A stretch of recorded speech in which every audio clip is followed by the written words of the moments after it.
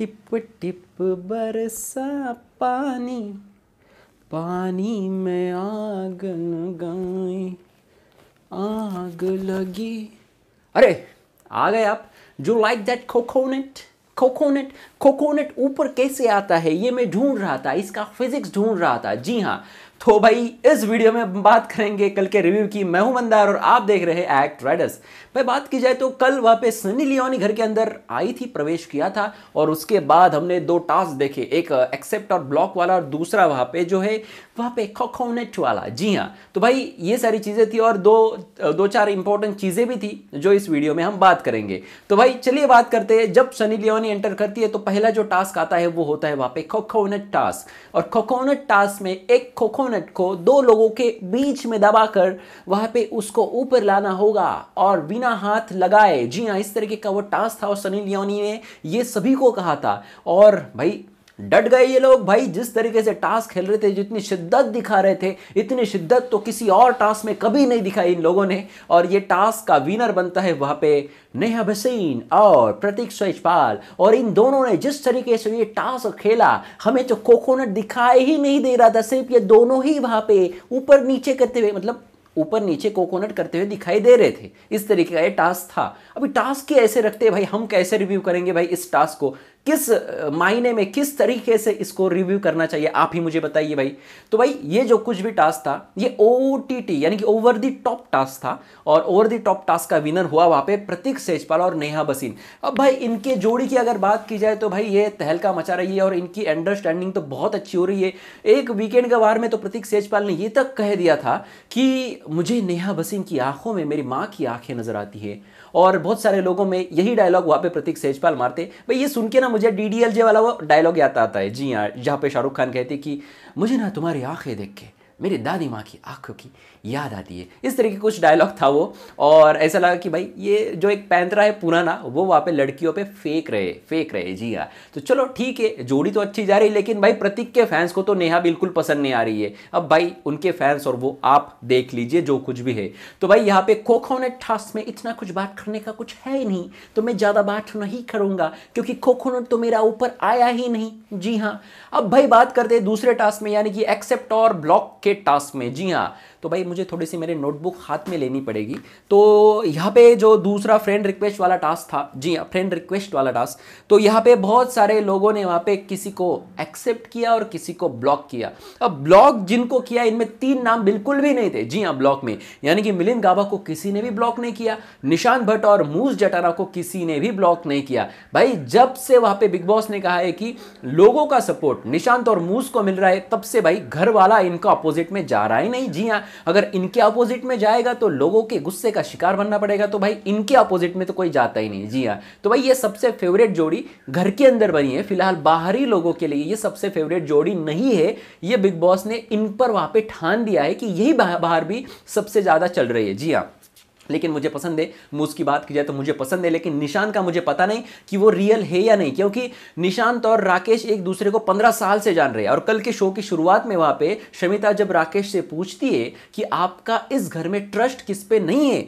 या फिर हाँ ट्रस्ट कम है, सबसे कम ट्रस्ट है, तो वहां पर सबसे पहला नाम वहां पर राकेश जो है वो निशांत का लेते, फिर प्रतीक का लेते, फिर दिव्या का लेते। जी हाँ, तो भाई निशांत पर वहां पे ट्रस्ट नहीं है, ये 15 साल की दोस्ती इनकी कहती है। और निशांत वीकेंड के बारे में ये कहते कि जैसे राकेश बाहर है वैसे वो घर के अंदर नहीं है, वो बाहर कुछ अलग है, यहाँ पे कुछ अलग है। जी हाँ, यानी कौन रियल है कौन फेक है यही समझ में नहीं आ रहा भाई। चलो ठीक है, जैसा चल रहा है अच्छा चल रहा है। उसके बाद में हमने देखा वो मटका टास्क। जी हाँ, मटके से अमूमन जन्माष्टमी के दिन माखन गिरता है, लेकिन इन लोगों के ऊपर कीचड़ गिरा। जी हाँ, कीचड़ मतलब बहुत सारे ऐसी गंदी गंदी चीजें। और 2 कंटेस्टेंट को वहां पे चुन लिया था, यानी कि नेहा भसीन और अक्षरा सिंह। जी हाँ, दोनों की राइवलरी तो घर के अंदर चल रही है। तो इन दोनों को वहां पे चुना और हाउसमेट्स को इनके ऊपर कीचड़ या फिर जो भी गंदी चीजें वो डालने के लिए कहा। लेकिन यहाँ पे नेहा भसीन जो है, नेहा भसीन इसको एंजॉय कर रही थी और उसको वहां पे सेक्सी फील हो रहा था। जी हाँ, उसको हो रहा था, मुझे वहाँ पे गंदा फील हो रहा था। जी हाँ, तो उस तरीके की चीज़ें वहाँ पे घर के अंदर हमने देखा और बहुत सारा कीचड़ डालने के बाद ये टास्क भी ख़त्म हुआ। मुझे ऐसा लगा कि भाई थर्ड टास्क आता है या नहीं, या कुछ और भी करके जाएगी अब सनी लियोनी, ऐसा मुझे कहीं ना कहीं लगा। और मैं थोड़ा सा रुक गया था क्योंकि पहले ही वीकेंड के बारे में कुछ भी नहीं हुआ था और उसके बाद में हमें ये सब देखने मिला, तो इसमें भी कुछ भी नहीं था। उसके बाद में हमने कुछ चर्चाएं देखी, चर्चाएं सुनी और हमारे कान के अंदर वो घुस गई। बहुत ही शांति से मुझे देखना पड़ा एक चर्चा को और बहुत ही शांति से मैं सुन रहा था। पीछे वहाँ पे दिव्या की हंसने की आवाज़ आ रही थी, इरिटेट कर रही थी। हालांकि दिव्या की इसमें कोई गलती नहीं है, लेकिन भाई ये दोनों की जो चर्चा थी ना वो सुनने में बहुत बड़ा मजा आ रहा था, यानी कि राकेश और शमिता शेट्टी। जी हाँ, आपने सही पहचाना भाई। जी हाँ भाई, क्या दोनों का यहाँ पे प्यार या लव एंगल शुरू हो रहा है? क्योंकि घर के अंदर ओटीटी में जोड़ियां इसीलिए बिग बॉस ने बना ली थी कि भाई आप घर के अंदर जाओ और एक दूसरे को वहाँ पे झप्पी वगैरह दो, पप्पी दो और प्यार बनाओ। जी हाँ, एक दूसरे के साथ प्यार में गिरो, चाहे आपकी शादी हो या ना हो। जी हाँ, घर के अंदर आपको जाके यही कुछ करना है। लेकिन भाई यहाँ पे तो प्यार होना ही नहीं। अब यहाँ पे मूस को प्यार हुआ है प्रतीक से, लेकिन प्रतीक उस पर प्यार नहीं करता और यहाँ पे प्रतीक करता है प्यार वहाँ पे कौन है वो, नेहा भसीन पे।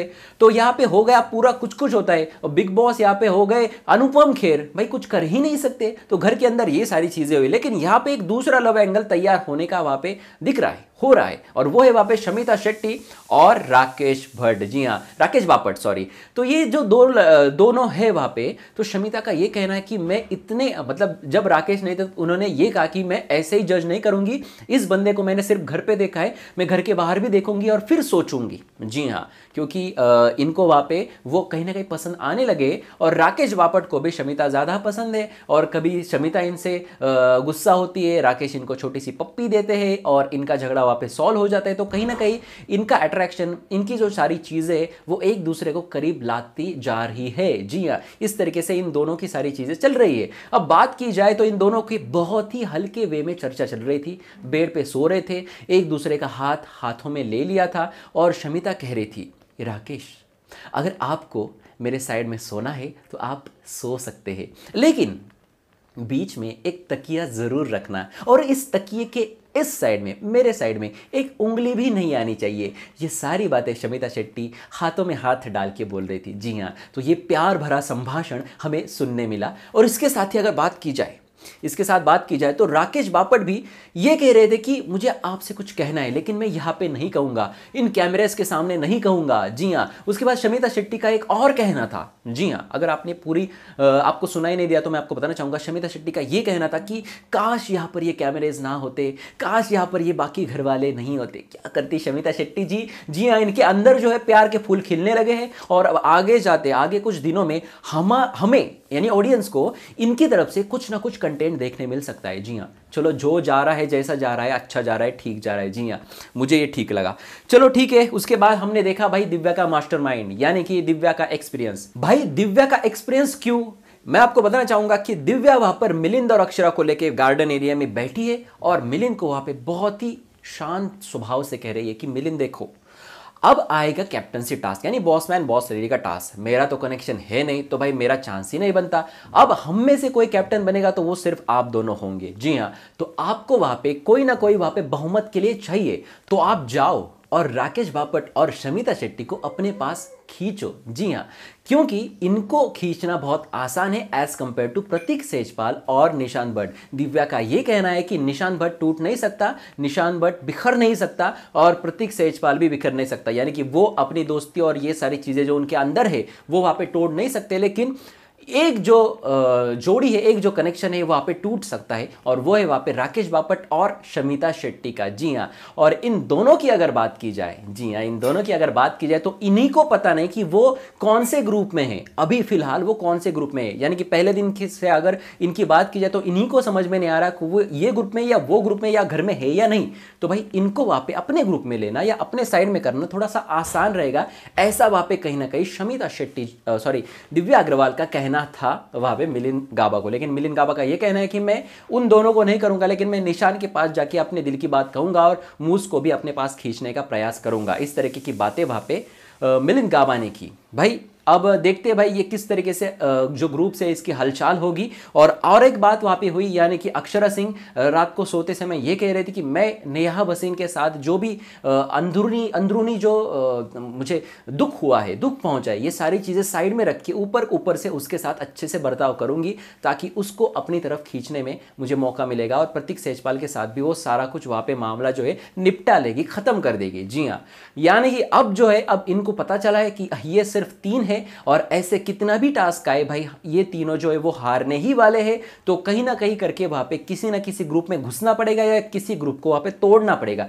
अब ये दूसरा ग्रुप जो बड़ा बन चुका है, इनमें से किसी और को ये तोड़ने का जरूर प्रयास करेंगे और ये देखने में ऑडियंस को तो बहुत ज़्यादा मजा आने वाला है। तो फिलहाल कल के रिव्यू की बात की जाए तो इतना ही था कल के रिव्यू में, और कुछ ज़्यादा चीज़ें हमें देखने नहीं मिली। अब नॉमिनेशन का टास्क आपको आज के एपिसोड में देखने मिलेगा, और ये रिव्यू मैंने इतना लेट आपको इसलिए दिया क्योंकि कल मैंने एपिसोड नहीं देखा था। आज जाके सुबह मैंने एपिसोड देखा और मुझे सिर्फ एक ही दिखाई दिया, सनी लियोनी एंड कोकोनट का वो टास्क। जी हाँ, तो भाई आपका क्या है मेरे रिव्यू पे कहना कमेंट सेक्शन आप ही क्या है चाहिए कमेंट सेक्शन में कमेंट कीजिए। और भी खबरें लेके मैं मंदार एक्ट राइडर्स के जरिए आपके पास जरूर आऊंगा। नॉमिनेशन की खबर इससे पहले मैंने आपको दी है, तो अब देखते हैं उसमें कुछ चेंजेस होते हैं क्या होते, अगर कुछ होगा बदलाव तो आके मैं आपको जरूर बताऊंगा वो बदलाव। जी हाँ, तो सब्सक्राइब करके रखें, साथ ही हमारे इंस्टा ट्विटर पे आप फॉलो कर सकते हैं, क्योंकि वहां पे मैं पोल्स ले रहा हूं और पोल्स में बहुत ज्यादा तगड़ी वोटिंग हो रही है, तो आप भी जाके वहां पे वोट कर सकते हैं। उसकी लिंक है वीडियो के डिस्क्रिप्शन में, जाइए वहां पे वोट कीजिए, यहाँ पे सब्सक्राइब करें और देखते रहिए आपका फेवरेट चैनल एक्ट